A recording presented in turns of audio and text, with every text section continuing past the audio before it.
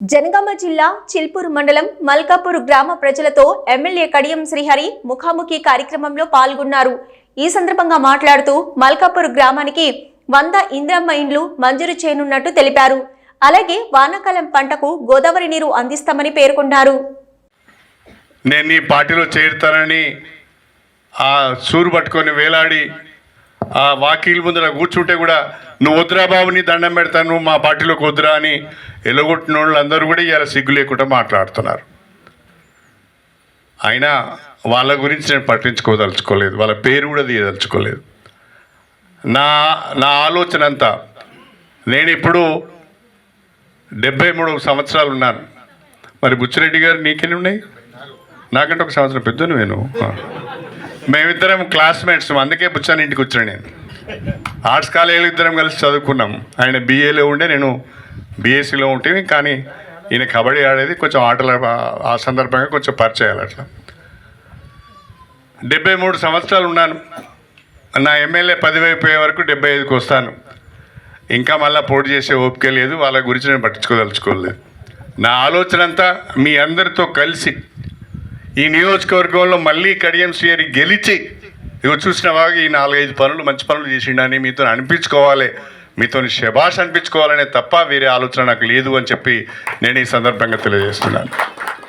అందుకే ముఖ్యమంత్రి గారికి దృష్టికి వెళ్ళాను, అనేక సార్లు ఆయనకు చెప్పాను, నా నియోజకవర్గం నష్టపోయింది, మాది పేద నియోజకవర్గం, ఎస్సీలు ఎక్కువగా ఉండే నియోజకవర్గం, మాకు కొంచెం నిధులు ఎక్కువ ఇవ్వాలని అడిగాను.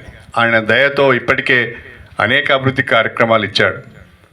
మనకు ప్రధానంగా దేవాదుల ద్వారా మన నియోజకవర్గంలో ఆనాడు నేను ఉమ్మడి ఆంధ్రప్రదేశ్లో భారీ నీటిపారుదల శాఖ మంత్రిగా దేవాదుల ప్రాజెక్టును తీసుకొచ్చాను. ఆనాడు ఆ ప్రాజెక్టు సాధ్యం కాదు అని చెప్పి ఆ ప్రాజెక్టుకు పిండాలు పెట్టిన వాళ్ళందరూ ఆ ప్రాజెక్టు కింద సాగవుతున్న భూములలో పండిన పంటనే తింటున్నారు, ఆ గోదావరి నీళ్ళే తాగుతున్నారు. ఆనాడు అన్నారు ఇది కాదు అని, కానీ ఇవాళ అది సాధ్యమైంది. ఆ గోదావరి జలాలతోని మన నియోజకవర్గంలోని ప్రతి ఎకరానికి సాగునీరు అందించాలని ఆలోచన చేసి ఇవాళ కాలువలలో పూడికలు తీపిచ్చి అదేవిధంగా లైనింగ్ పనులను చేయడానికి 148 కోట్ల రూపాయల మంజూరు తీసుకువచ్చి ఇవాళ పనులన్నీ కూడా మనం చేసుకుంటున్నాం. అదేవిధంగా నియోజకవర్గంలో 100 బెడ్ హాస్పిటల్ లేదు. తెలంగాణలో దాదాపుగా అన్ని నియోజకవర్గాలలో 100 బెడ్ హాస్పిటల్ ఉన్నది, ఒక్క మన నియోజకవర్గంలోనే 100 బెడ్ హాస్పిటల్ లేదు. దానికి మొన్ననే 46 కోట్ల రూపాయలతోనే 100 బెడ్ హాస్పిటల్ భవన నిర్మాణానికి నిధులు వచ్చాయి, శాంక్షన్ వచ్చింది. అదేవిధంగా గన్పూర్లో ఉన్న 4 ఎకరాల ఆర్టీసీ భూమిని కూడా మనము వైద్య విధాన పరిషత్కు బదలాయింపు చేయడం జరిగింది. నేషనల్ హైవేకు ఆనుకొని ప్రజలకు అందుబాటులో ఉండే విధంగా 1 సంవత్సరం లోపే ఒక బ్రహ్మాండమైన 100 బెడ్ హాస్పిటల్ మన నియోజకవర్గంలో రాబోతున్నది అని చెప్పి ఈ సందర్భంగా తెలియజేస్తాం.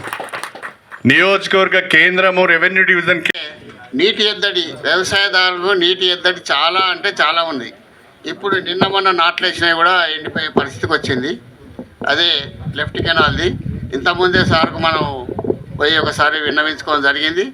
దాన్ని అప్పుడే వారిని పిలిచి ఆదేశించడం జరిగింది. ఆ పని తీవ్ర ఎత్తున అవి కంప్లీట్ చేస్తారని.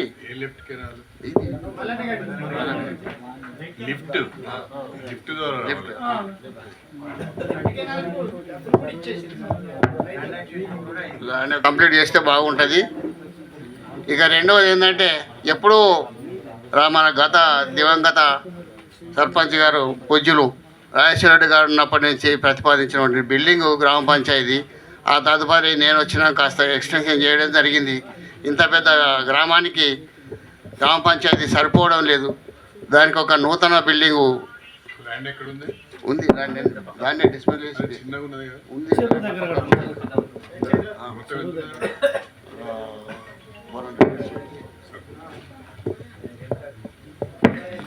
తర్వాత రెండవది ఏంటంటే, మల్కాపూర్ నుండి లింగంపల్లికి వయా రైతు వేదిక ఆ రోడ్డు ఇంతకుముందు నేనున్నప్పుడు పోసినట్టు సీసీ ఇప్పటి వరకు దాన్ని తట్టాడు, మట్టి పోసింది లేదు. దాన్ని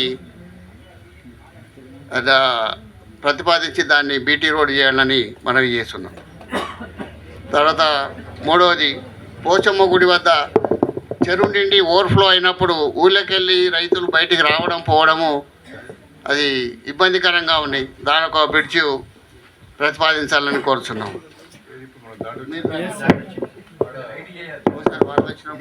మా ఊరికి ఎన్ని సీసీ రోడ్లు ఇచ్చారు, మా ఊరు ముఖం చూడలేదు.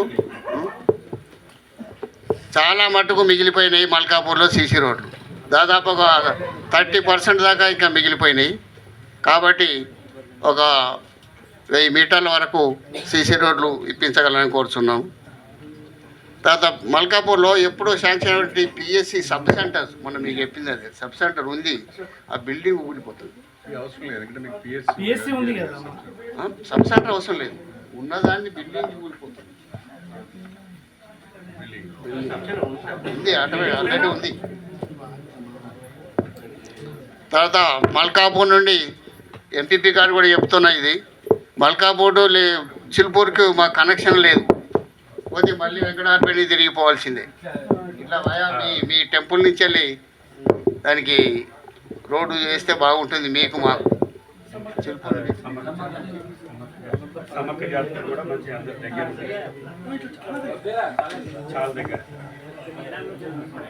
కోరుచున్నాం.